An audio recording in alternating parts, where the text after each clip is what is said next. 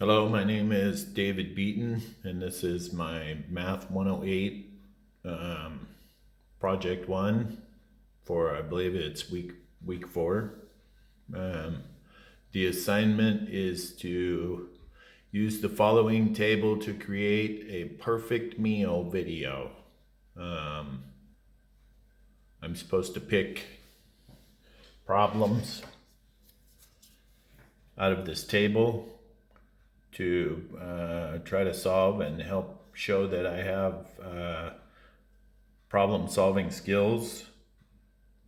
The questions that I picked were A and C from the appetizers, and D from the main course, and G and I from the dessert. So, and I labeled them right here. This is my first problem. To find the missing numbers so that all three sides have the same sum, which they're asking for the sum, so that's an addition problem. Basically, to find the total of one side of either triangle, then add the given terms on the side with all the items given, which is, this side right here, all of the terms are given. So I can just add all of those, and I know that, the number that I need the other two sides to add to is 10. And then I need to rewrite an algebraic equation for each side with variables. So, which is what I did down here. 3 plus 6 plus 1 equals 10. And I can rewrite that down here as 3 plus x, which is the variable right there, plus 5 equals 10. And I know that x equals 2 because, and it's that way for any side. And it's the basic algebraic way of solving an equation. You do whatever you do to one side, you do to the other. So it's pretty basic. I didn't show the how I did that on each side, but it's pretty basic. Whatever you do to one side, you do to the other. So that one was pretty simple. This next one, if 7 people meet each other and each shake hands only once with each other, how many handshakes will there have been? Originally I was just like everybody else. And I was thinking, oh, well, if everybody shakes hands once, that's just a simple mathematic problem. And you just need to multiply 7 by, and everybody shakes each other's hand. You can multiply 7 by 6 is what it would be, because there would be one person shaking everybody's hand. But when I started thinking about this problem a little bit closer, I realized it's a trick question. And I actually got this one on my own and figured it out after I thought about it for a while. The first person shakes the hand of 6 others. The second person shakes the hand of 5 remaining people. The third person shakes the hand of 4 remaining people, and so on until you get down to the 6th person who shakes the hand of the 1 remaining person. So it's 6 plus 5 plus 4 plus 3 plus 2 plus 1 equals 21. That's how many handshakes there's going to be. And my next problem here was the main course D. Given the scenario, Mason orders 2 slices of pizza and a Coke for lunch, a slice of pizza is $3 and a Coke is $1.50, write an expression to show how much she paid for lunch. Then find the value of the expression. So one student solved it as 2 times 3 plus 150 in parentheses equals 2 times 450. And he came up with the student came up with the answer, Mason paid $9 for lunch. But there's a thinking error. It asks to explain the error in thinking.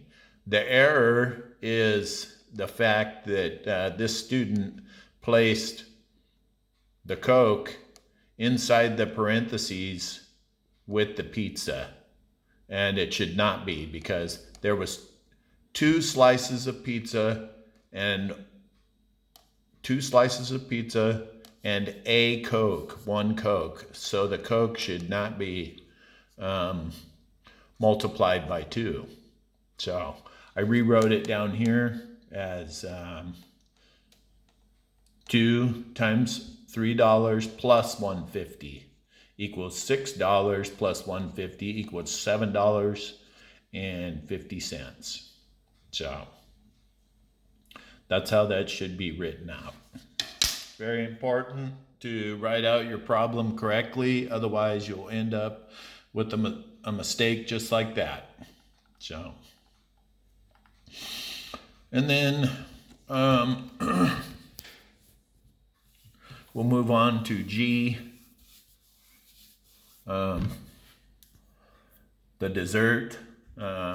Using the numbers 3, 4, 6, and 2, write 4 different expressions using the order of operations, so no 2 expressions will have the same result when simplified. So basically, I used the same order of numbers to show that how, when using the order of operations, you're going to come up with a different answer if, like, say this problem says 3 times 4 plus 6 squared. So the first thing you would do here is whatever's in the parentheses, according to the order of operations, arithmetic order of operations. So that would be 3 times 10 squared, which would be 3. So 10 squared, I would do whatever's in the parentheses first. Then I would do the exponents. That would be 10 squared. That would be 100. That would be 3 times 100. So it would be 300. Whereas this one right here would be 4 minus 6 first, which would be -2. And it would be -2 squared. And then you would multiply that by 3. You can see you would get a totally different answer. And then just on down the line, if you were to do 4 divided by 6 squared, you would get an even different answer. And that's why it's so important to follow the order of operations. So, and then the next one, I'll move on to, given the expression 5a plus 3b minus 2a plus 4b, assign a real-world object to each variable. Then explain how to combine like terms. So, since we're using food, I assigned a milkshake to variable A and order of French fries to variable B. And since each one of these variables represent the same thing, they cannot be combined. So you can't combine the variable A with the variable B because they represent different things. So on the other hand, You can combine A, 5A, and 2A because the A represents the exact same thing, a milkshake. So you know that you can, when you combine those 5A minus 2A, that it becomes 3A, or 3B plus 4B becomes 7B. And this is as far as you can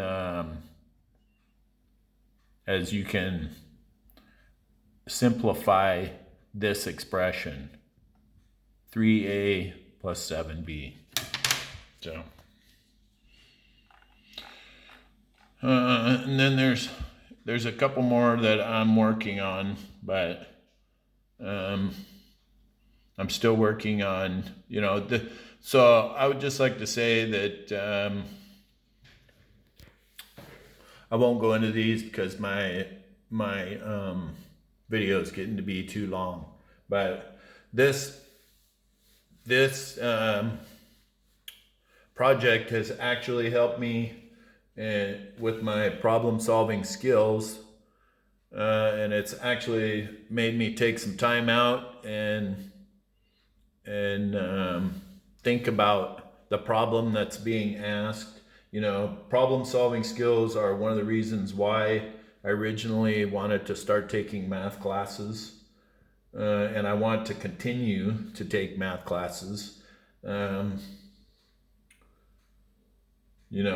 These kind of problems help me think outside of the box, and they help me to hone my problem solving skills. So I'm still going to work on a few of these, but I want to get my video turned in. So thank you. That concludes my Project 1 video. Thank you.